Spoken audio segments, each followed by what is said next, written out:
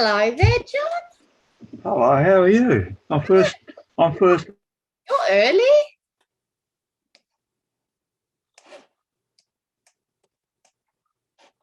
Hello there, John.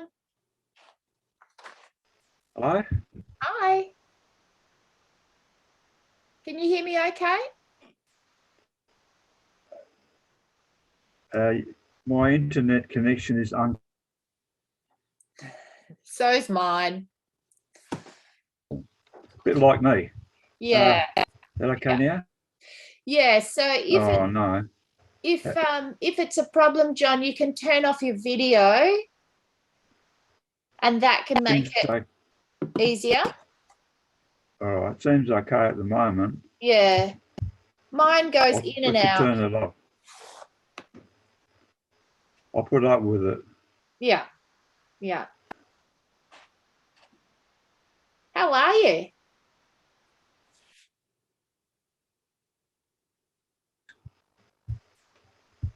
How are you, John? I'm quite well.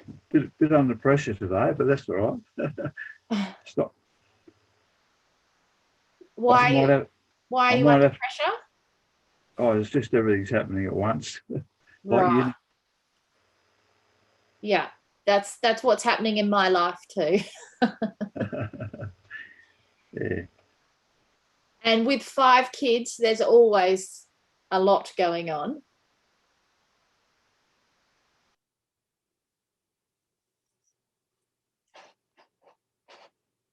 I've lost you again, John. 5? Yeah. Crazy. I might have to switch it off. Yeah, yeah.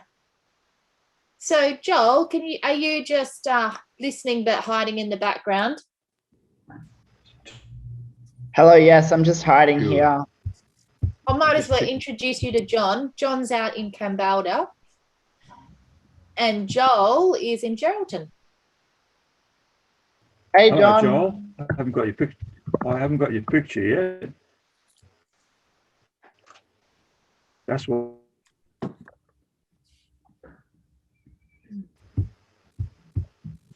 Joel, I actually met John a long time ago. I did a mural mentorship with John back in the day where I did lots of murals. It was a long time ago. Yeah, so went out to Kambalda and that's how I know John. Back with that mural project. Yeah. Yeah, and that mural, that build. So the mural's gone. Ah, well, so that happens. In that building. They're now in the new rec centre. Ah, yeah. Yeah, of the 3 murals that I was involved in, community murals, there's only one left. Oh, right. Which one's that? Things change. Yeah, yeah. It's the one's left is the one in the swimming pool club rooms. Yeah, yeah. Okay, yeah. It's been there for 20 years. Yeah. I've got a mural that's still up in Northam. I think it's 20 years old. I've got that's well over 20 years old. 2001. A bit more than 20. Known you for 20 years. Yeah, yeah. All right, I'm just going to check my emails for a second. Oh, Joel, you're not moving.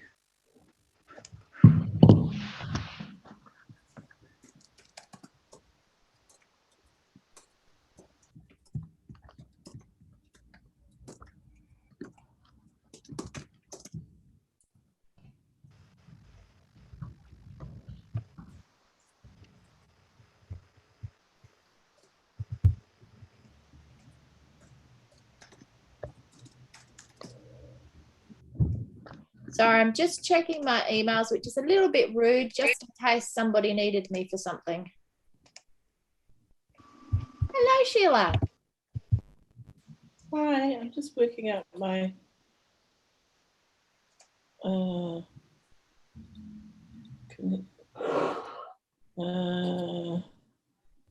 see if it's going to come through the headphones now. Video.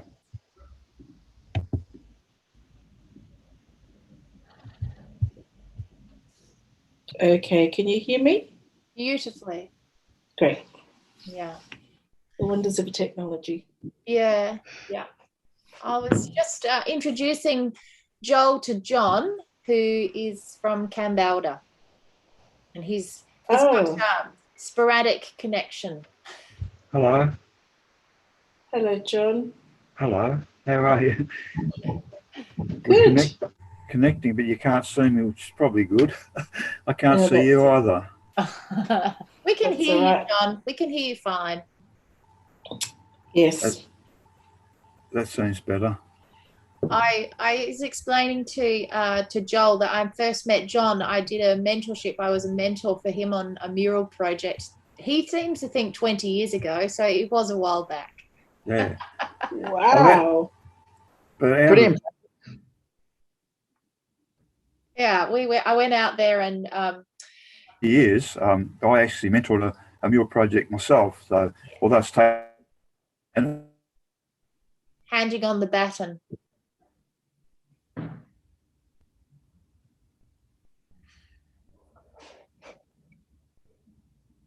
They must be getting those really cold mornings up there by now. You know, yeah, it is getting colder, and this is the time of the year when you get those beautiful sunny days with blue skies, and up to about 20 degrees. Jessica. Hi, Sarah, Jane. Hi, Fiona. Hi. Hi, everybody. Hi. Hey. Joel. Hi, Ken. Hi. Who else have we got? Jess. Jess, have you got a video or are you just audio today?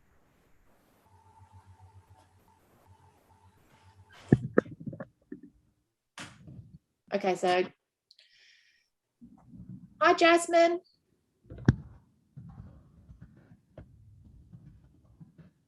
Okay, so Jasmine's with Regional Arts WA. Jess is with the Cannery Arts Centre. Ken, Esperance Community Arts. Sarah Jane, where are you based?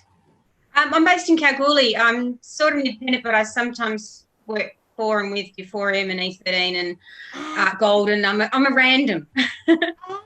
Oh, great. Mobile and agile. Trying to be. Oh, your cup of tea is making me wish I should have made a cup of tea. Cups. Yeah, I didn't think of that. I've only got water, but watch your cup of tea with envy. Oh, hi, Ruby. Hi. Hey, Ruby. You're upside down. Oh, that's... Hi, Rose. Hello. Hi. We just wait another couple of minutes.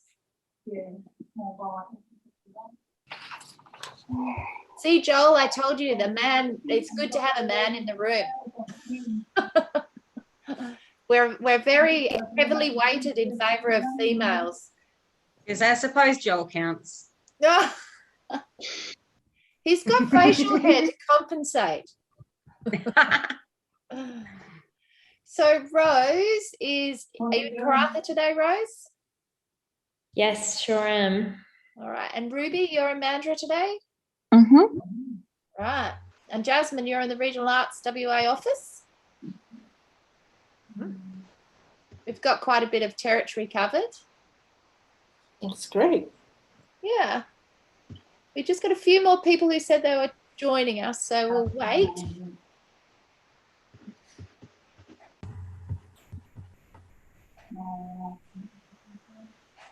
John Scott, by the way, he's this black screen up there. He's from Cambalda. He's having connection issues. So, ooh, Gretchen.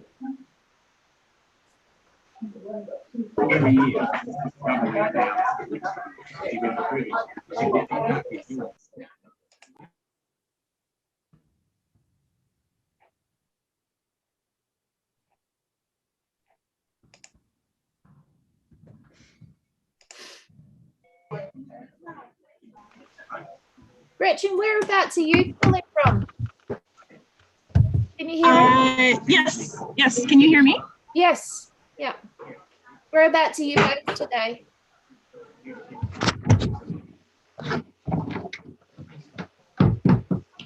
Oh, I have to put you on mute, Gretchen.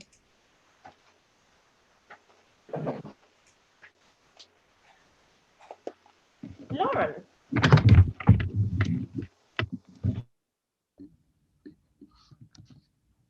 Okay. Theatre Kimberly. Is that you, JL? Probably.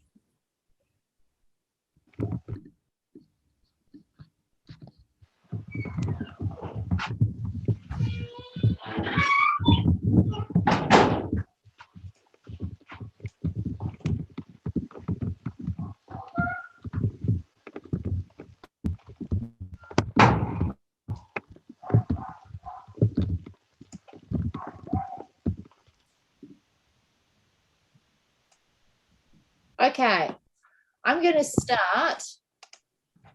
Hi, Amber. I'm going to start by welcoming everyone here today, and we will just, I'm going to try and keep our meeting on time. So if other people join us, we'll welcome them later on. We will leave our introductions until a little bit later because sometimes that can take a long time for us to get through intros. But before I start, I just want to check that you're okay with me recording the session today because there are people who would like to listen. Brilliant. Anyone got any? Lovely. Thanks for the JL thumbs up. Can you hear me okay? I know my reception can sometimes be not great. So if at any point I take on a black screen, it's just to try and give you better sound quality from me.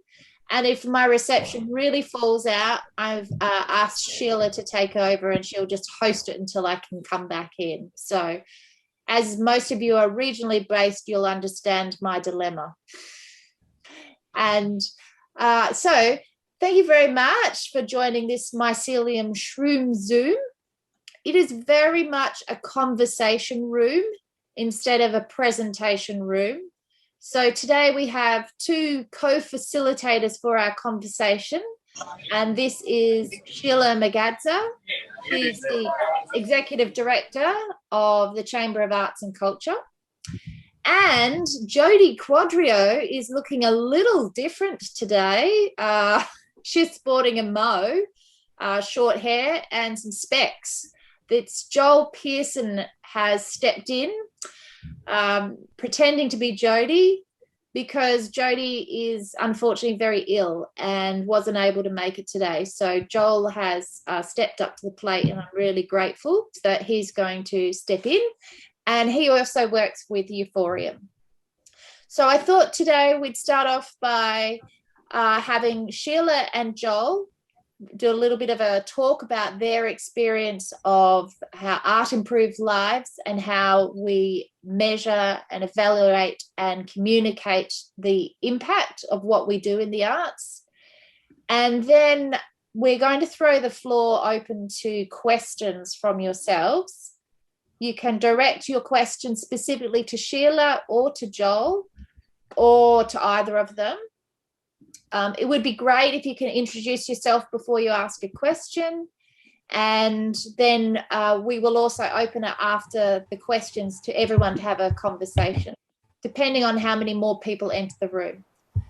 So can you put your hands up if you've understood all that and that feels okay to you? Brilliant. Is there anyone who needs to voice some concern because they don't understand what we're going in for, or we're ready to deep dive? Brilliant. Okay, I'm going to start and hand it over to Sheila. And thank you, Sheila, for joining us today. And take it away. Thank you very much, Fiona. Hello, everybody. Beaming today from Noongar country, and just to want to look out the window and acknowledge all the beautiful country we live on and the people who have cared for it for many, many generations before us, and all the elders and wherever you are in your different parts of the world. And I'm loving this mycelium idea of being fellow mushrooms, fellow fungi, because it's the topic of the day at the moment. We're all finding out how powerful fungi are in our ecosystems. So it's great to be part of a fungal movement. I'm the Executive Director of the Chamber for Arts and Culture WA, and we are the peak body, the only peak body in the whole of Australia that tries to represent all of the state's arts and cultural entities as a unified voice to government in advocacy, not only to government, but to business and to local government and to our community as a whole. And the topic that we're talking about today is very much our core purpose. The reason we were founded was to raise the value for arts and culture across our community as a whole, because there was concern that in the way that policy was directed towards us, funding was directed towards us, and generally the way a lot of arts organisations were feeling marginalised within our communities in terms of what we do. So it's a kind of scary topic that Fiona's put out here today. And I just want to say, first of all, speaking mainly to anybody who's a practicing artist here, but thinking of them at the forefront of our minds, to remember that before we plough on to a discussion about values, that we do really strongly believe and support the inherent value of the arts and artists, and that the language that we're going to go on and use sometimes seems to forget that. But a lot of artists need to hear their value reflected back to them in ways that are about their practice. So from their peers, from critics, from their audiences who can express the social connection that it brings and express the personal transformation that it brings. Those are really important measures and evaluations and values, but they're not things that we often, you know, in conversations like this try to reference. So I just wanted to put that there as one side to say, don't forget that that's really important, that art in itself needs to be really kind of recognised and rewarded in that way. But I think the conversation that Fiona's prompting us to have today is one that's a bit drier and more directed about this bigger question of how do we raise the value for arts and culture more generally across our community. And unfortunately, when doing that, we can't just rush out and say, I love theatre, I love dance, and I love this particular artist, so everybody else will too. I tried that for many years of my career and then started to realise that often in rooms when I was doing that, people weren't listening to me and thought I was just generally slightly nutty. So the question is, why are we having this conversation? It's because we want to influence the world or the society around us in some way through getting that value for arts and culture up the pole. And the question then is, who are we talking to? And I think Fiona in our discussion before this made the important point is understanding who you're talking to and the language they speak is the first really important step, because you probably need to learn multiple languages of how to express value, because you're going to be talking to all sorts of different people. But primarily we're thinking about our funders, whether they're state government or local government or indeed federal government. We're also talking about the language of business when you talk about your corporate partners who may be working with you in your communities. But we're also talking about the language of politics. A lot of you in regional WA will have strong interactions with your local members and politicians. And regional arts in particular has shown a really great success in engaging with local members and getting them to support arts on their agenda through things like royalties for regions. And so, you know, all kudos to those of you who've been involved in that, but it's an ongoing thing. And so learning to speak the language of your politicians and what might be of importance in your particular community. So there aren't generic answers to all of this. It's really think about carefully who you're talking to. And then moving back from there, once you kind of have that target in mind, it's what sort of data do you need to collect that will support the conversation that you want to have? And how are you going to measure the impact once you've had your project on by I guess, collecting more data to show that you started at one point and then you moved to another point through carrying out this activity. Therefore, you achieved a certain set of outcomes that you were aiming to. And there are many tools to do this, and we've all used them in many ways. In fact, it feels like one of those, ninja battles where you've got so many knives and you're throwing them at multiple targets all the time. But things like economic impact studies have been very popular. There's a huge amount of debate about whether these matter at all and whether, in fact, people like Treasury pay them any attention. And what's also annoying is they keep changing the measures. So economic impact was very popular for some time, and now we're talking about value add in the economy. What's the value add of the arts and of the gross added value in the economy? So that's one measure, I guess, because we're living in a neoliberal capitalist society. People like to talk about dollars and they like to talk about economic impact a lot because they want to see that money investment somehow multiplies itself out in the community. So if I put $1 into the arts, I expect to see $10 worth of return in some way. That's a measure. The other one, which thankfully is also on the rise now, is we're remembering that we are a social body, and social impact is now being measured and being measured much more cleverly. And I think this is really important when it comes to particularly areas like regional, Indigenous, etc., impact on health and education. These measures are really critical, and I think it's great that there's value now attached to social impact. And then political impact. Can you prove that some event happening in your area, in your city, has made people want to vote for someone more than somebody else, like a direct impact? People like to see, especially politicians, that they're going to get something out of it, not just, generally for what they believe in, but personally, is this going to help me get elected? And I think we did see that in the last WA state election, where we saw the Premier more engaged with the arts and culture than he's ever been. He didn't show much interest in the first term. And in the second term, I think COVID really highlighted to him there are lots of people working in our sector, more in some cases than mining, and there are votes in all these people, and all of a sudden the light switched on. I think also they were smart enough to see that the long-term future of our state depends on a healthy creative industries economy.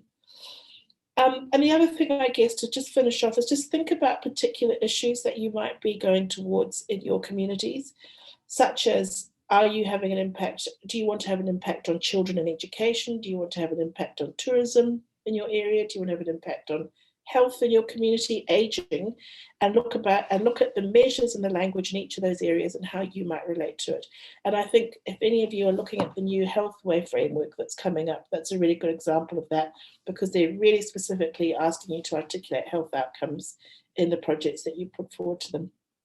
That is, as much as I'll say, it's the broad brushstrokes of the topic today. But I'll go to Joel now, because Joel has a much more interesting role in that he's on the ground with a lot of this, and he can probably talk more specifically. Yeah, I just want to start by saying that I'm joining from Yamaji country, and I also want to acknowledge just the traditional owners and the first people of the land that we live, learn and work on. So I'm from Euphorium, by the way. I'm replacing Jody, obviously, and we have been doing evaluation for maybe 1.5 to 2 years now. So we're certainly not experts, and I just want to put that disclaimer out there that we're not perfect at what we do by far, and we're still learning as we go. I've got a few things written down that I'm just going to talk about, and then I think we'll open it up to a more general conversation, and we'll have some questions and stuff like that. But what Shelagh was saying before is that all these different bodies are speaking different languages, and that it's important that when you're trying to give them any kind of report, whether it's in a grant acquittal or you're going to a mining company for funding, or you're going to your local government or state government or federal government, you need to be speaking in their language. Because if you're not speaking in their language, they're not going to understand what the impact is that you're having on your community. I just want to say that it's also like really important to evaluate. There's multiple reasons why you should evaluate, but I think the two main ones are that you should be evaluating for yourself. You want to know, are the projects that we're doing good? Are they adding value to our community? Are they actually having an impact? And if they're not, how can we alter them or change them or modify them so that they can have that greater impact? That's one really important one that sometimes we forget when we're evaluating. And we might think about like, oh, you know, I'm trying to give this to a funder or a local government, but also, you know, is your project actually having impact? And then obviously the other reason is to, show that value to funders and also your community wider. Like if you create a report that you're giving to a local government or a funding body, can you maybe make an infographic and have that shared in your local community? Can you put that on your social media? Because it's not only about communicating the value of what you're doing to funding bodies, but also your community. Because if your community doesn't think that what you're doing is important and matters, they're not going to support it, unfortunately. I also want to say that I am also going a little bit broad here, but evaluation is a constant process. Everyone thinks that you get to an end of a project and you evaluate it, but you need to be planning your evaluation from the start. If you're not planning your evaluation from the start, you're going to like basically create major headaches for yourself down the track. It's true. It's true. I've done it many times. Think about what outcomes are you trying to achieve with your project? You know, are you trying to improve livability in your region? Are you trying to provide creative opportunities to children? What are you trying to do? Think about those outcomes right at the start of the project, and then think like, how can they be measured? And the two main ways that we measure or we evaluate, we do case studies and stories, which are really great. They capture one instance of something happening. So it might be, oh, a family has decided to not move to a metropolitan area from a regional community due to the fact that they have access to creative opportunities. That's a really good story, and that's a really good case study. And that's definitely something that you should be trying to capture and look out for along the way and while you're doing the project. But then we also have the data side of evaluation, you know, like what are the survey responses? What do your audiences think? What's their feedback as well? And basically the three main ways that I've found that capturing this stuff that really works is surveying is obviously a big one. Basically feedback surveys for your audience, and you can ask them the exact questions that align with what the outcomes of your project are. And then that will give you your data. Is your project actually having an impact? And then there are focus groups as well, are an amazing tool. And I've used them lots of times and they really do work. And as well as, interviews and capturing those case studies. I just want to also say, while I'm on this little topic, that Bob Harlow has some really great resources available. If you go on the like Circuit West website, he's got like a whole book. It's like 100 pages long, and it's on surveying and focus groups, and it is a gold mine. So if you haven't read it and you're trying to evaluate, I would definitely recommend it. And then also two things that we sometimes might forget about as well is internal feedback within your team. If you work with others, that's also part of the evaluation process. And it's something that we do regularly. When we get towards the end of a project, we look at it and we say, what are unexpected outcomes that happened? What was good? What was not so good? And what would we change next time? And that will really guide that next step of the process. If you repeat the project or you modify it to try and have a larger impact, that internal feedback will really help. As well as if you're working with others, getting feedback from them. You know, was this easy? What was good? What was bad? Did anything happen that we didn't expect? Basically those same questions, but if you're working with businesses or you're working with independent artists, that stakeholder feedback is really important.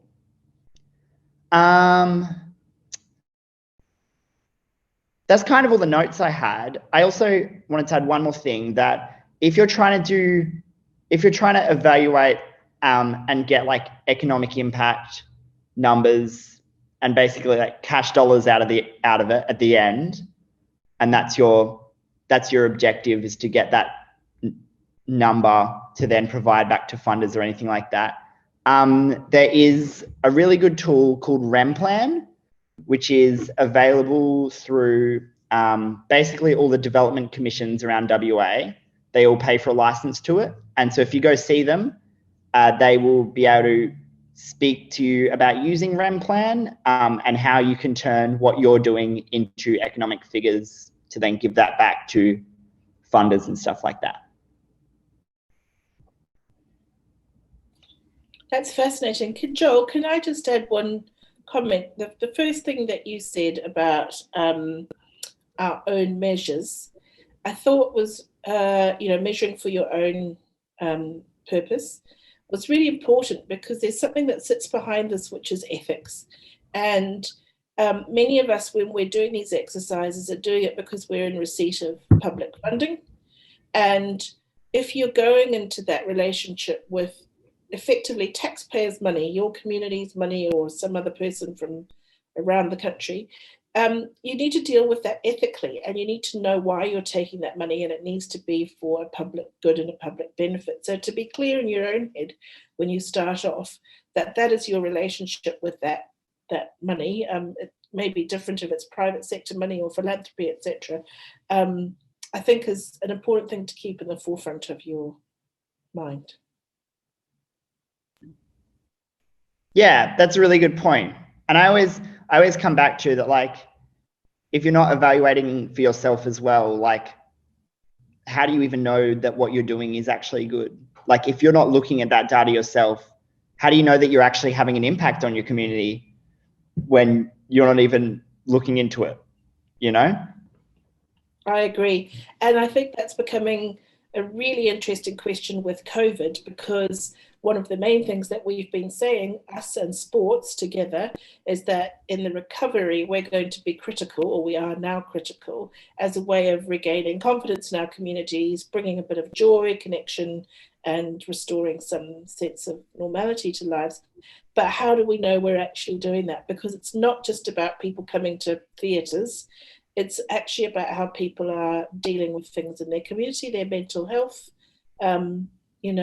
Are they flourishing, and are we being part of it?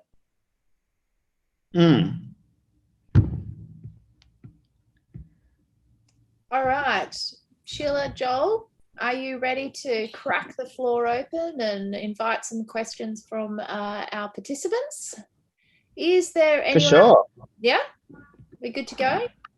So can I just get a little show of hands first, whether it's your graphic hand or your real hand, as to who is an artist, specifically an artist in the room, and not an arts worker with an organisation? Is there anyone? Okay, so we've got, and there's quite a few artists, and the rest I'm going to assume are with organisations. Yeah, okay, so there's and then put up two hands if you're an artist and an arts organisation, which is basically most of us. Okay, all right. So that just gives us an idea of who is in the room. So if you have a question, and I do hope you have one or many, can we start with questions first? And then we can, if we have time, we'll go on to general conversation. So if you've got a comment that you'd like to make, can you hold off on that perhaps? And we'll start with specific questions for either Joel or Sheila. So is there, just unmute yourself. I think there's a small enough, we don't have to wait and put your hand up. So if you'd like to ask a question, you unmute yourself, say your name, where you're from, and who you're directing your question to. And if there are no questions, I'm going to put some provocations out there. I just would like to add one more thing.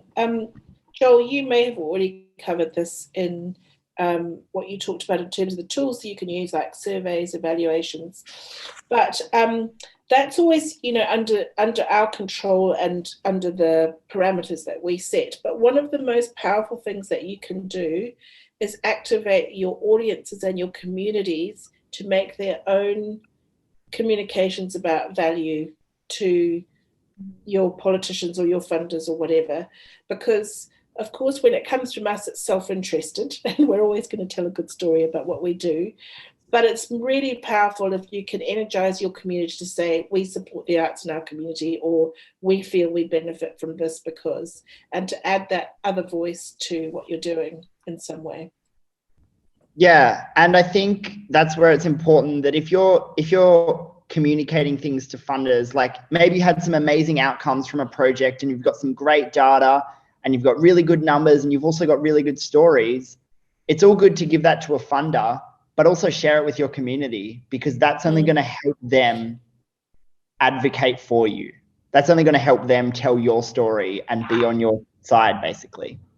So there's a great example of this on, I think it's the Circuit West website, of the Harvey, the story around Harvey. That's a video worth watching. I thought it was great storytelling.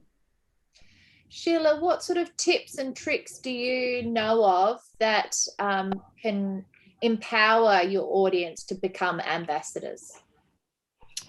I think what Joel has said is remember to tell them the story back to them, especially if that story can reflect them in it. Sometimes we fall into the trap of using images continually about the artist and their production, etc., which is great in some instances, but you've also got to share the images, the stories of the people who are engaged in it, because of course that's why we do art. It's a conversation between ourselves and our audiences. And if they can see that, if they can see themselves reflected in what you're doing, they have the sense of ownership, participation, belonging in your process that, again, as Joel says, builds a community around you of supporters. I think it also even comes down to so I know personally, we run a comedy festival in Coburn in Perth annually. And one of the simplest things that we do for that is that when we're advertising it on Facebook and everywhere else, when we add photos, we don't put photos up of the comedians because, one, no one knows who the comedians are, and two, no one cares who the comedians are. And so in our promotional materials themselves, we actually put shots of the audience that we've taken in past years, and it's shots of people laughing and having fun and having a good time. And even as simple as that, it shows them that that's what we're caring about and that's what matters to us. Because you can put a photo of a performer on stage and people will be like, oh, that's a cool photo. But it's really powerful to show the audience back to themselves and say, this is what you looked like when you came last year. Here's a photo of you smiling and laughing and having fun. I think also your point about infographics is a good one. So I'm a language person. I like writing lots of words about stuff, and I'm trying to retrain myself to use all this new infographic software. So it's punchy, it's short, it captures people in a very short, attention span, and is also more available to a wide range of audiences. And I think that question about diversity is another big key question in this. Are you communicating to the most diverse group of people you can? I absolutely love infographics. I struggle. I personally struggle with really long blocks of text.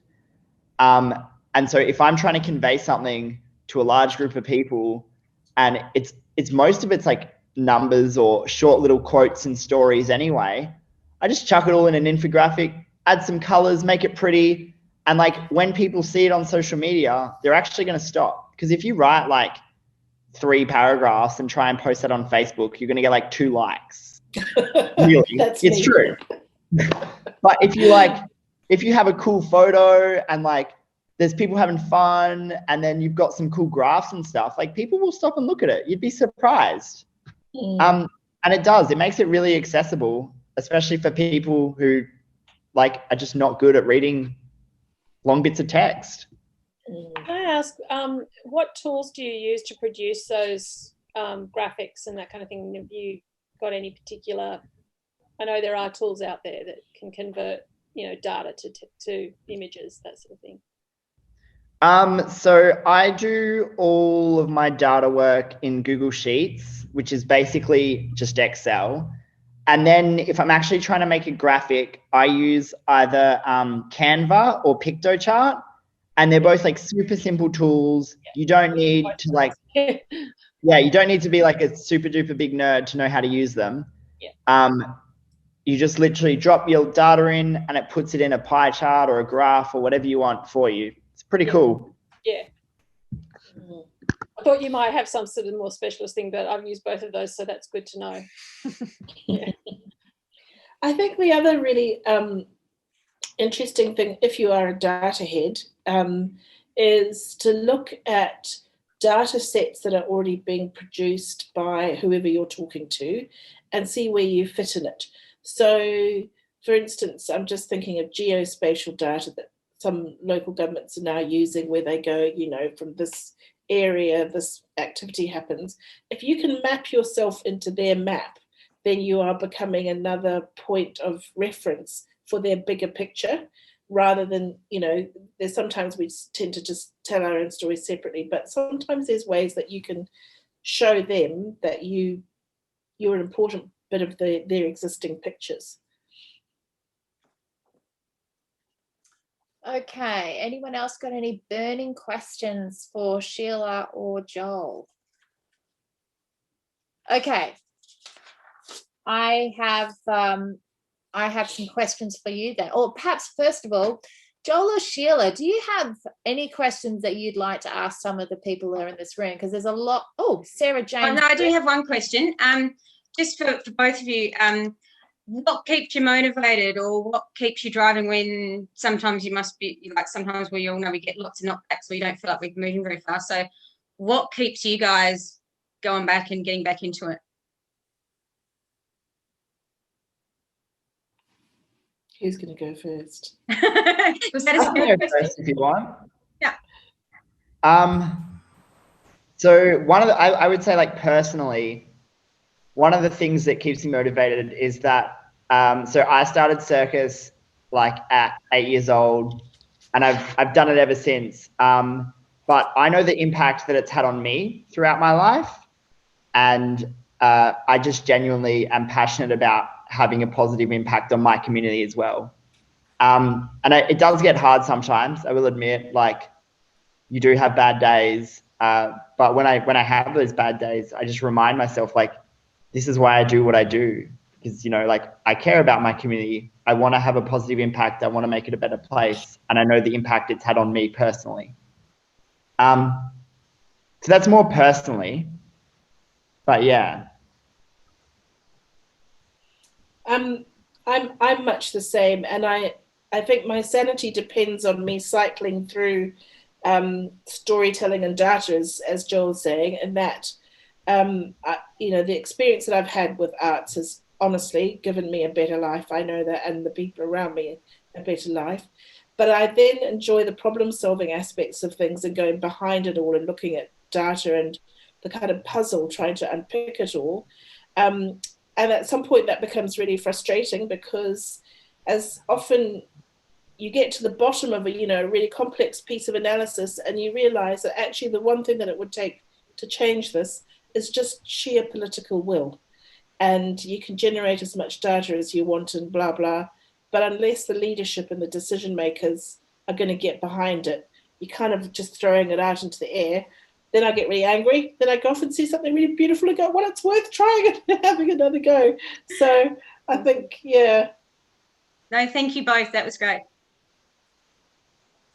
I love that, Sheila. I'm in awe of Sheila, because she's having to do that work at the coalface of that political will, and I think that must be exhausting to have to do that. So you must have to go back to the well and drink from the well of creativity to refresh you to keep going.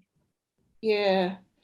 And I guess at some point you've got to also have some faith in processes, because if if you do have good and clear processes, it should allow more people to participate. It should allow more voices to be heard, and it should allow people who are currently not represented well to step forward.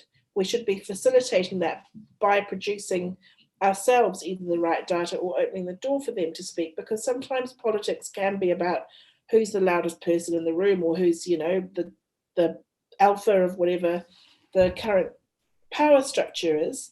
But through these processes of measured evaluation, providing absolute evidence-based, inarguable material, it should also open the door for people who aren't as powerful in those structures to put their voice forward and say, we also, you know, can achieve things and deserve support.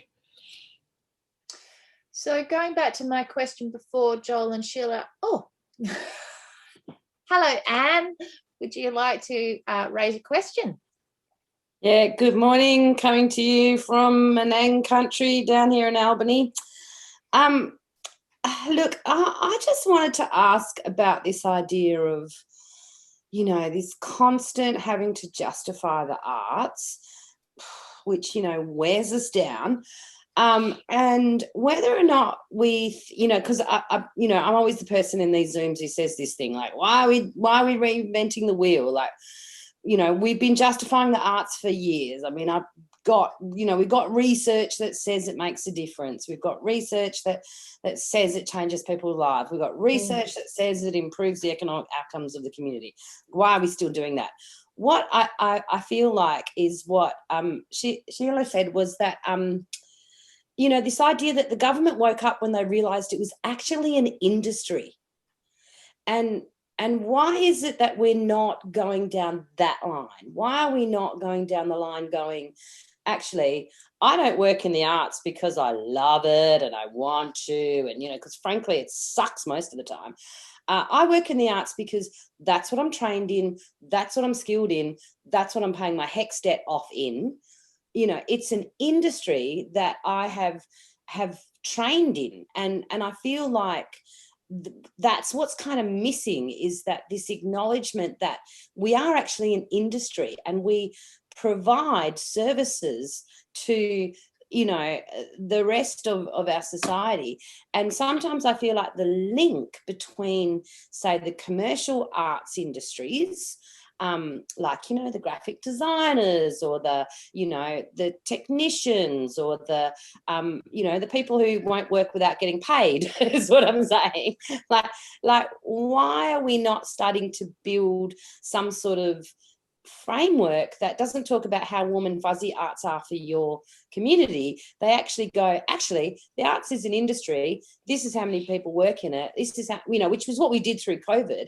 But how do we build on that and actually equip people in the arts to become a little bit more, I don't know, for want of a better word, industrialized, like with, you know, these are the wages for arts workers, or these are, you know, the union types. I mean, yes, it's kind of union type stuff, but yeah, it's not an area that I really know much about, but that's what strikes me as what got the government's attention through COVID.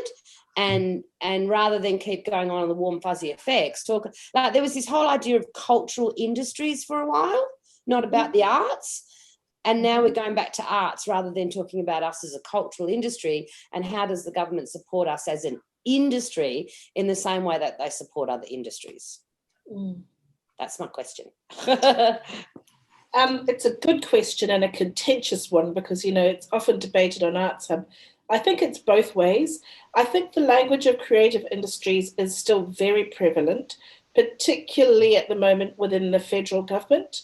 But also, if you look at what Mark McGowan is doing in terms of some of the policies he's released about developing the sector, we are being called the creative industries in his language. So we use it quite a lot. But what's interesting is what they think of within those creative industries. I think it's a really useful term because it's not about funding. And I think that's why your point is a really important one, because a large part of the creative industries do not want or receive funding. They generate profit. There's the film industry, there's the contemporary music industry. They're exporting, they're producing immense amounts of intellectual property. There's the big commercial festivals, tours, theatres that are running, museums and galleries that, you know, can exist on their own, but also down at the small level, what we call micro businesses. So artists who make and survive by making and selling their work without funding, whether it's visual arts or writing, or, you know, Abby May, who's on our board, she makes her living by making her albums and going on tour. So it's not always about funding, but there is a part of the creative industries that does need the funding, which is like our little nurtured research and development sector, but that also maybe needs to be funded because its outcomes are not necessarily profit making, but they're social impact making. And so it's a big related spectrum. And most of our artists work in all of them. You know, they'll go on the stage at the Blue Room and then they'll read an audio book and get paid a lot of money for that. And then they'll do a web series on the web, and they move around in all areas of that industry to find their employment and their artistic pathways. So yes, I think it's important, but it's what we said in the beginning, choose your language with who you're talking to. And I have been in rooms with artists who've been really offended when I've described the creative industries. They've put their hands up going, I'm not a creative industry, I'm an artist. So, you know, I think use every tool in the box.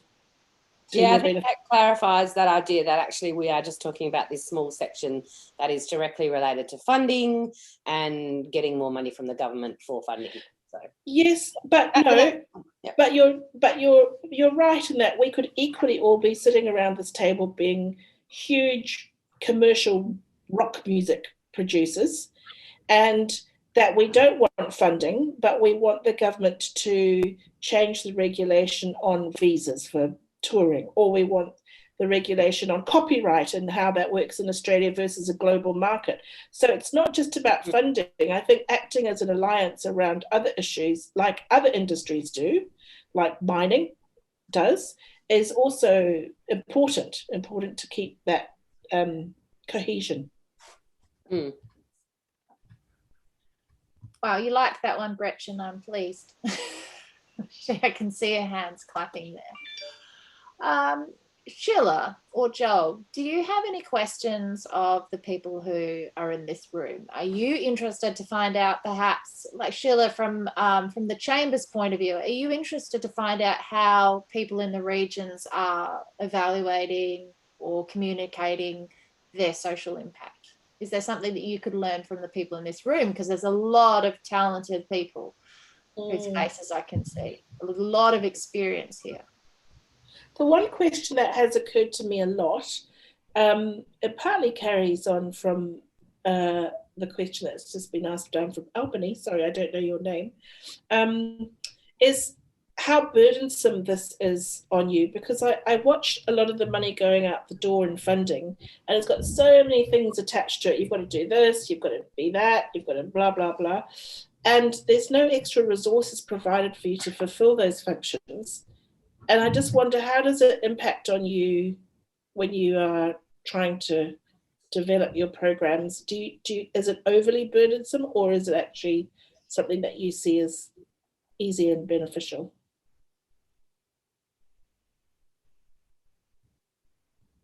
I'm certainly happy to comment on that from the perspective of Esperance Community Arts. And yes, it is a massive burden.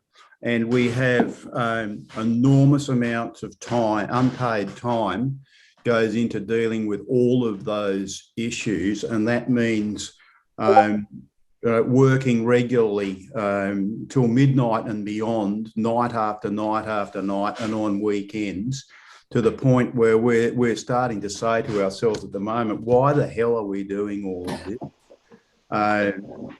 And in a lot of ways, I think we probably become our own worst enemies by our preparedness to take on all of these burdens, because it's what's required to survive and continue to produce the benefits that we do. I had a conversation with one of our local politicians a while back who said to me, oh, look, we love giving money to the arts because you do so much more with the funding that we provide than anyone else ever does. And apart from the fact that if that's the case, why is it so bloody hard to get it? I mean, it just, there's the evidence for me that, it's like that because so much of what we do is undervalued and underfunded.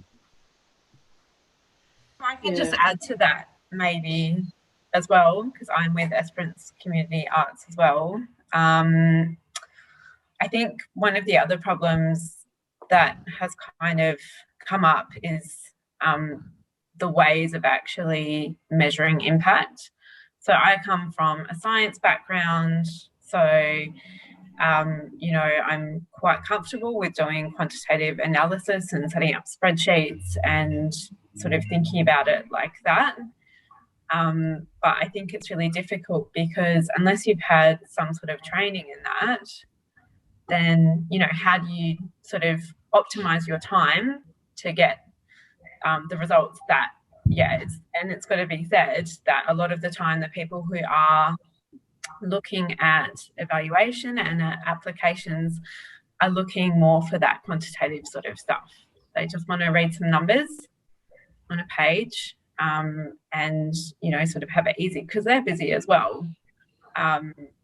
Obviously not always. Some people do like words, as has been discussed, but I think a lot of the time, busy politicians and stuff, they want to read numbers. So that training aspect and quantifying things, I think, is a challenge for a lot of people. I think, sorry, Sheila. No, I was going to say, how much support are you given by the funding bodies to do that? I mean, as in expectations, do you have very clear expectations of what is needed? I mean, I can't speak for everyone. I know that in the past, there hasn't really been funding allocated to our programs for evaluation, and that quantitative expertise hasn't been there. We have just done we're in the middle of or sort of wrapping up a program where there's actually been money funded to or allocated to the evaluation, which I'm overseeing, and we've possibly got something else coming up. Hoping to get some funding for a much bigger evaluation project. But in general, no, there's not really, doesn't seem like there's money allocated to it. I think by and large, the expectation of a lot of funders is that is going to be provided by the organisation as an in-kind contribution to the project. I think though, if you're establishing a project that you're seeking funding for, if you build that anticipation of having to, collate data, and manage that and produce a report at the end, everybody, you all have to acquit. If you just incorporate that into your funding, then it should actually provide enough. I mean, well, that's the way I would do it. I do it, is you ensure that the funding will cover the time that it takes to establish some kind of measurement process or feedback process, and then how that is then, acquitted at the end. And yes, it's onerous, but I definitely think it's worth it, because not only are you then providing, feedback on what you've been given the money for, as Sheila said earlier about the ethics of what you're actually being funded for, but also it is an amazing insight into what people want and what you can deliver and, where your community's at. I think it's worth it. Amber. Hi everyone. I work at the Bunbury Regional Art Gallery as a public programs officer, and want to acknowledge that I'm sitting and working on modernity Northern Country. So I've been it's I just saw this invite this morning, so I'm so glad I could jump on. So thank you, Fiona, for organising. Evaluation's a big thing for me. We, as a council, as a City of Bunbury local government, in my opinion, don't do it very well and don't look at it. And we're looking across facilities, across the museum, sports centre, wildlife park, and libraries, what evaluation methods we can use. But yeah, I would, what Louisa said, I would probably, I don't feel like when I've got 6 years of visual arts training, but yeah, evaluating and that scientific side of things, I'm really quite, not that confident with. I do a huge evaluation report for a high school exhibition that I coordinate, and that takes a long time. So it's the time thing, the stories and all that. We have a marketing officer for 1 day a week who does 6 galleries. So it's the city don't realise how important it is to share those stories. I really did love Joel's examples of sharing those stories, which we could definitely do more of. But yeah, it's mainly the lack of training. I find I would love to get training on how to use Excel and how to make infographics and stuff, but also there's a capacity. I'm only part-time, so there's a capacity thing as well. But yeah, I think I've got a lot from today. But yeah, the evaluation across, making it local. I know at the City of Bunbury, we're looking at, as a city, how we can evaluate things, but also how we can do it in a similar process so we can show the council, across facilities and across community what we're doing. But yeah, thanks for your time. So thank you for that, Amber. Is there a general feeling that there needs to be some training, that we need more skills in this area? And you're looking like, no, you couldn't possibly learn any more about but can I get a raising of hands if people think that they would benefit from some more access to training around?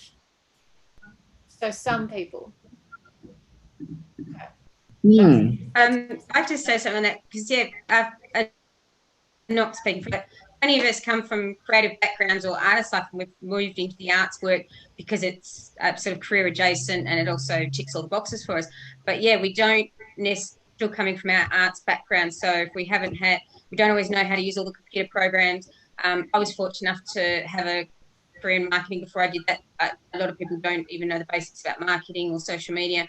So a lot more of that, the actual logistics, is sometimes skills that we're learning as we go. But having a resource where you could suddenly get more information or train yourself up could be really handy. Thanks for your comment. Jael's put some comment in the chat about she would love the training, but it's more capacity to do it properly. And I think that's, you can have all the training you like, but if you don't actually have the ongoing time to implement it, the training isn't useful. And I just wanted to add, if you don't dedicate time to doing evaluation, you're not going to get something out of it that's going to be it's not going to save your life, because if you don't dedicate time and put time into it, you're not going to get anything out of it, really. You're going to get the numbers that you need for your acquittal, which your funders ask for, and that's probably about all you'll get if you don't put time into it, unfortunately. It's just the way it seems to work. And Joel, could you put a percentage of how much of your, say for a project, how much time you would put towards evaluation out of the project whole? That is a very good question. I couldn't really give anything off the top of my head because I think it's so contextual. It really depends on what the project is actually doing, what outcomes we're trying to achieve, and how we go about measuring it. Because for some projects, it might be creating a survey and then doing the data analysis, which might take me an hour all up. But for others, you might want to do 5 focus groups, and then you find 3 really good case studies that you then have to interview those people and write up. And then you also have a survey with more data to analyze. I think it really depends on the project. And then one other thing that I didn't say before, but I wanted to add, was that just like evaluation is ongoing throughout a project, evaluation is also ongoing long-term. You need to measure things and measure them over a long period of time if you want to start trying to show any long-term outcomes to funders or your community or local governments or whoever.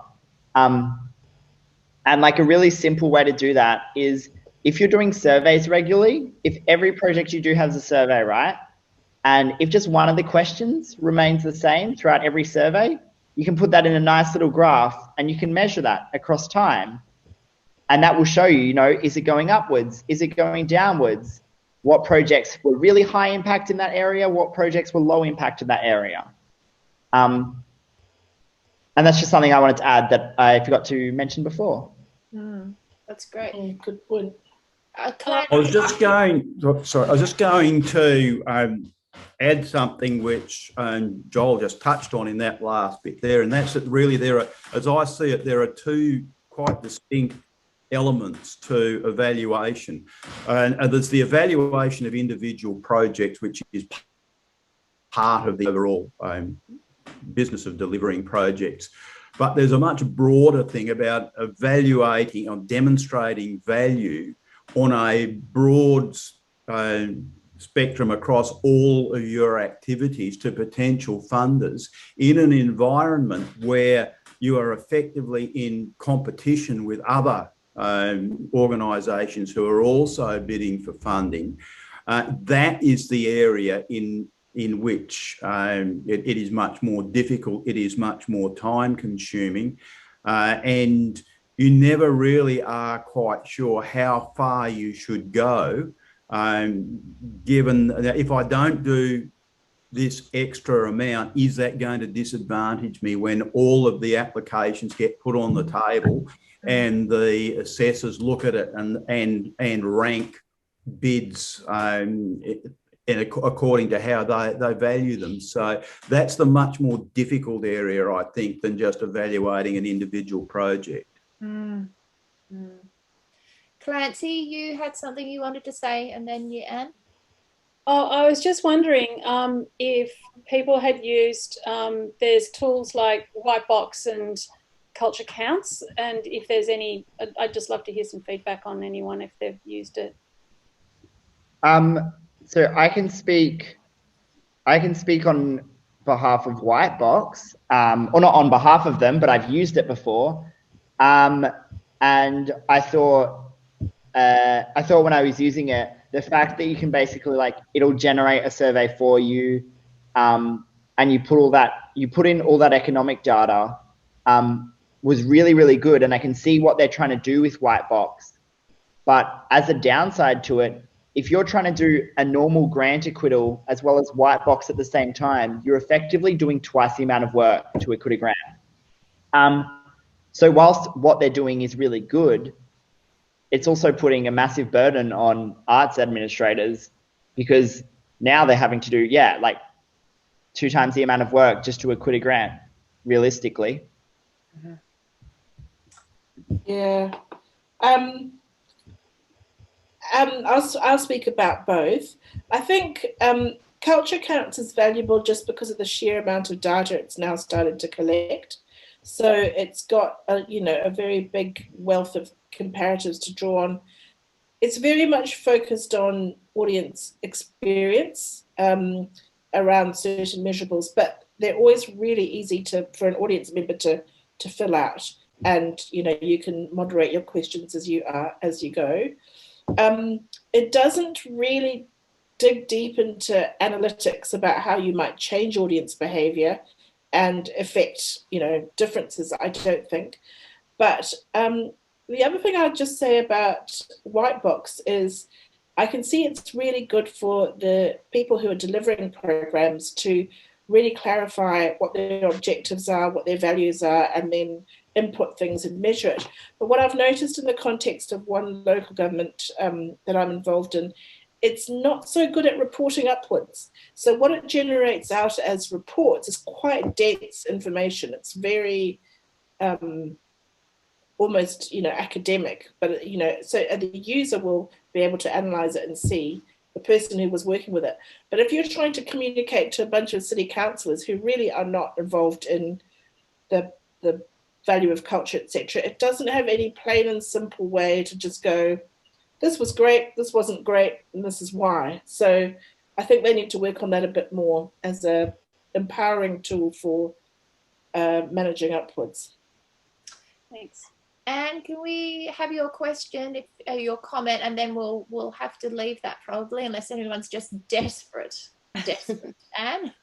Okay, I've had a little bit of experience with culture counts. One of the barriers to that has been the cost associated with accessing it. So, you know, but we have been lucky enough to sort of form partnerships with our local government who has access to it, and then, you know, they've allowed us to do it. But again, it was something that, you know, without a bit of training, it was probably difficult to do. But I think for me, always the big thing about evaluation really comes down to capacity again, and the timing. I mean,